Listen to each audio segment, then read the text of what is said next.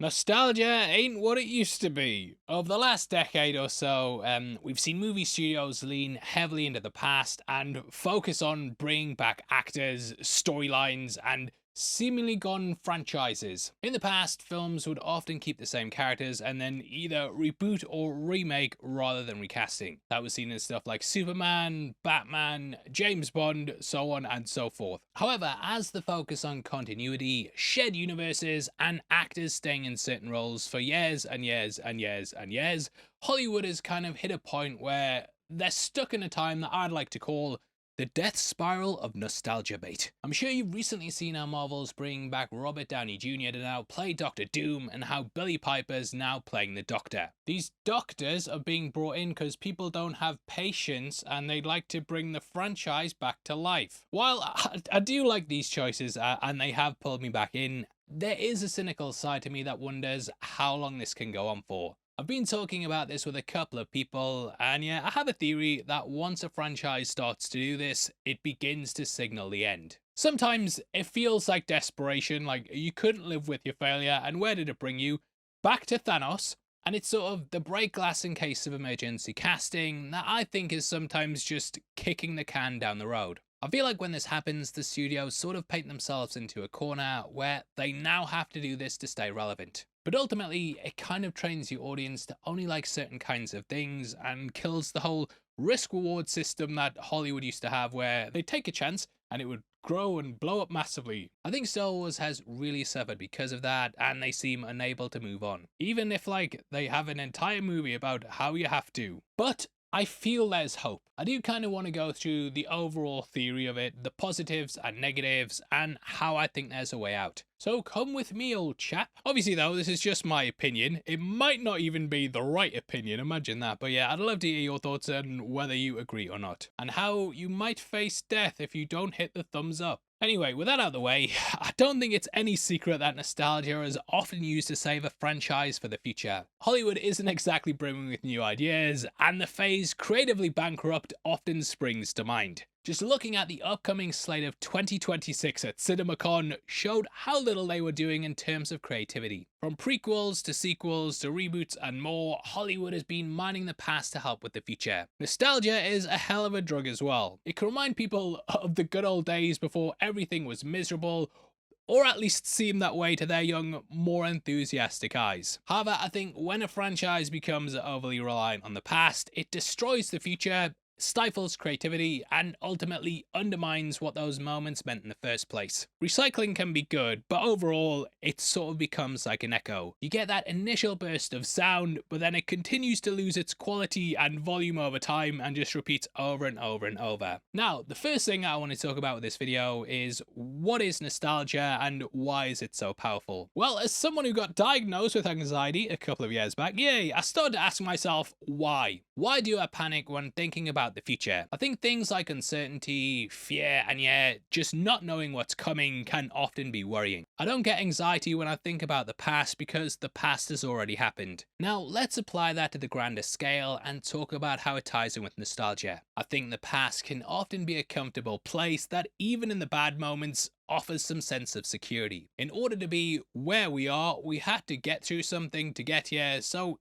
even the scariest stuff can be like something that made you who you are and empowered you to be you. So it makes sense that as a species, we'd find joy and comfort in reliving the past. Hell, even when I go for drinks with my mates now, we often talk about what we were like on nights out when we were younger. It's rare that we spend too long on what happened 3 weeks ago. It's always like, that starts off, but then it's like, remember 10 years ago? There was that sort of feeling of excitement there that are now jaded, let's say, adverse to risk selves seem to appreciate more. We all have responsibilities now, and though I wouldn't change a thing, there was sort of a carefree attitude back then. So that's a long-winded way of saying that I feel like people and movie studios in general, they recognize our attachment to the past and have harnessed this to play into how we sometimes long for it. Things like Star Wars, Ghostbusters, Jurassic World, and hell, even Marvel in DC, they've been around long enough where they have recognizable elements that we have fond memories attached to. Play the John Williams Superman score again! It's crazy to me to think that by the time Secret Wars releases that the MCU will have been around for about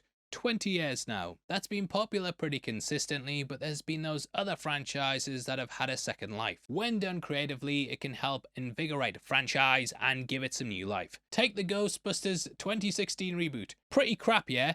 They then did it again where they made more connections to the past, and overall, was a much more pleasant experience. Both the commercial and critical appeal became pretty clear. While 2016's Ghostbusters was a big departure that failed spectacularly, the continuation was well liked and it performed well too. Over time, it became clear that nostalgia was a low-risk strategy, which makes sense in an industry that has really high stakes. If you're spending $250 million on a film, then obviously you kind of want to hedge your bets. Now, when we look at the business side of stuff, you can see how this makes sense as well. In 2023, Box Office Mojo did an analysis of profits and losses, and they found that 70% of the income came from sequels, reboots and remakes. So it makes sense to buy up these IPs and use them as a way to bolster up your revenue. After all, they already have a built-in audience, tested characters and storylines, merchandise, and so on and so forth. Like, what do you think is easier to market? Some A24 film or the most recent Superman? Yeah, even though DC are putting a lot of money into that marketing, the barrier to entry is already down because everyone knows who Superman is. So there, you don't even have to really sell the concept.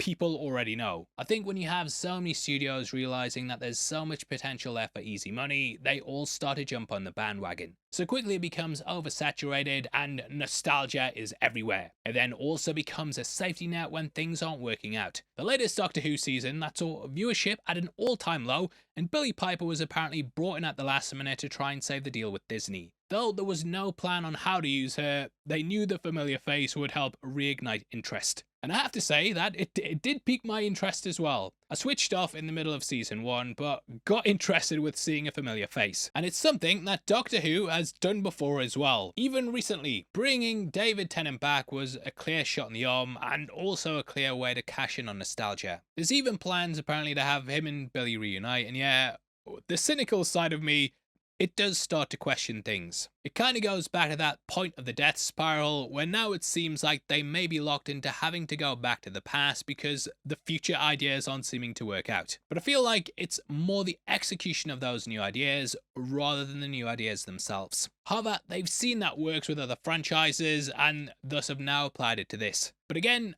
oversaturation can be a big issue because let's be honest, not a lot of these movies and TV seasons are good. Now I feel like a similar thing happened with the comic book movie industry as well. Marvel took risks in the beginning and propped themselves up as the best in the business. That was through hard work and dedication, along with executing a goal to create the first fully functioning shared universe. Since then though, there's been a lot of studios that have made shared universes for the sake of making them. Sony.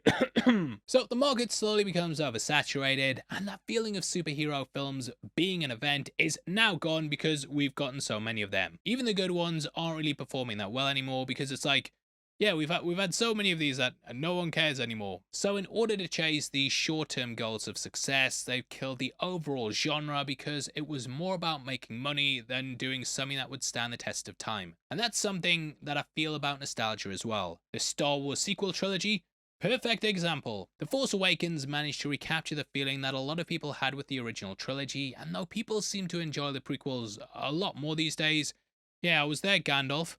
1,000 years ago when everyone hated them. Thus, the sale to Disney was a welcome thing amongst the fans. I remember leaving The Force Awakens though and feeling like it was good, but it was basically a remake of A New Hope. The Last Jedi tried to do something different, but the studio panicked, and rather than continuing with that journey for, better or worse, they decided to go back to the well for The Rise of Skywalker. Somehow Palpatine returned, and to me, that completely undermined the ending of Return of the Jedi. The whole film just kind of went over old ground and started off the death spiral that the franchise now seems to be stuck in. Fans want what we've already had because we know the studio can and will give it to us. Also, I feel like, why did they make a trilogy? They didn't have it planned out to be a trilogy from the start. They were just like, we have to make a trilogy because trilogies of what Star Wars has been in the past. But if you'd ended at The Last Jedi and, it took a 10-year gap, maybe things would have been different. Anyway, if you look at the Jurassic World trilogy, there was a similar thing there because they kept going back to the past, which is ironic because it's about dinosaurs. Come the end of the trilogy though, we had Jurassic World Way Home, where all the actors were back. Though they broke the bank,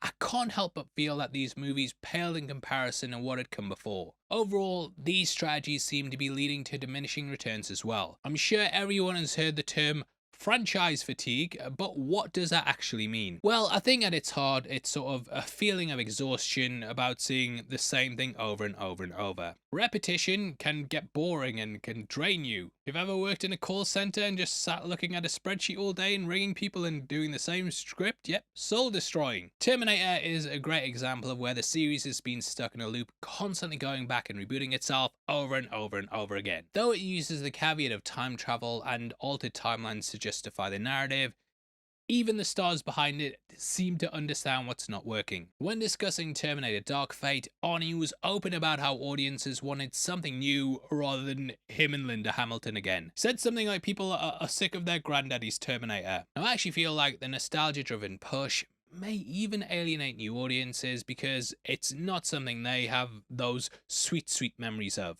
Indiana Dial of Destiny, for example. Hollywood also seems to be determined to update and alter things to fit modern audience sensibilities, or at least what they view them as. These can often annoy long-term fans and drive away the diehards. I feel like some of the stuff I watch, it often feels like a creative tug-of-war between the past and present. You want to bring in these old characters to guarantee the seats on butts, but you also need to inject some fresh blood into things, which often comes at the expense of these older characters. The studios want to push ahead with these younger, lesser paid actors who they can potentially continue with for the next 10 to 20 years. Though they make jokes about how Hugh Jackman's going to be playing Wolverine until he's 90, I think if we look at it realistically, he probably hasn't got that many years left in the role. So it makes sense to get X-23 in, or someone who can carry the mantle. That's a far more respectful character there though, whereas some just come in and say like how stupid the old characters are, and how they smell of piss basically. Out my way, old man, I am the future now. With all this though, you can see how fans are turned off, and how the studio worries about them losing an audience even more, so they end up going back to the nostalgia stuff and what worked in the past. Which is why we have like 5 different Terminator reboots with Arnie in them all. There's just that hope that they'll recapture the interest if they go back to the past, but in going back to the past and ruining it, yeah, they just mess everything up. I genuinely feel that Marvel are going to struggle after Secret Wars because they can't bring Robert Downey Jr. back for a 3rd time. Now, though I enjoyed the Thunderbolts, it didn't do well, even with Disney doing that new Avengers title push. Disney are a studio making commercial art, and thus it has to be successful. So I can't see them banking on the Thunderbolts to bring butts into seats. Keep saying that.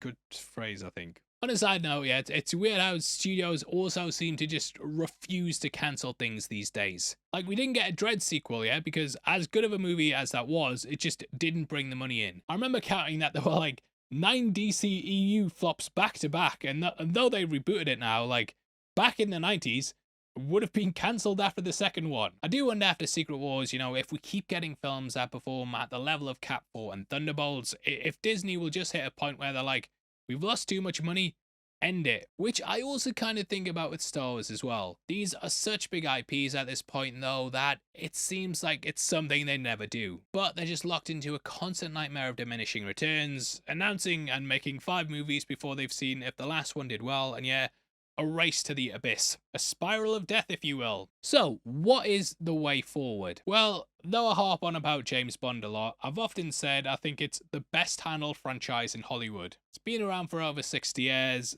They don't just throw every single James Bond thing out there for the sake of it, and overall that seems to be working for them. I think this First Light trailer as well, that actually showed one of the smartest strategies I've ever seen. Analyzes Mr. Bond has done a fantastic video on the new look, and he talked about why it's quite clever to handle Bond this way. In his video, he brought up how the video game industry is outperforming the film industry by quite a large margin. James Bond is dead in film, spoiler alert, and it makes sense to sort of soft relaunch him in another medium. Audiences will then get used to this new Bond, and they'll be anticipating the next movie rather than dreading it. I think it's a similar thing with Star Wars. The games with Cal Kestis are brilliant, and I actually think that if they transition him into the movies, we'd see more of the audience start to show interest. Though it's had its pitfalls, I actually think that Star Wars might rebound as well due to things like Andor. Though the viewership's been low, over time it could reinvigorate the franchise. As of writing this video, they've not announced the Emmy nominations, but I can imagine that it's probably going to get some nods there. If it doesn't, then this video is aged like milk, but either way, it seems to be ticking the boxes critically. So though people are lambasting Disney for spending $650 million on it,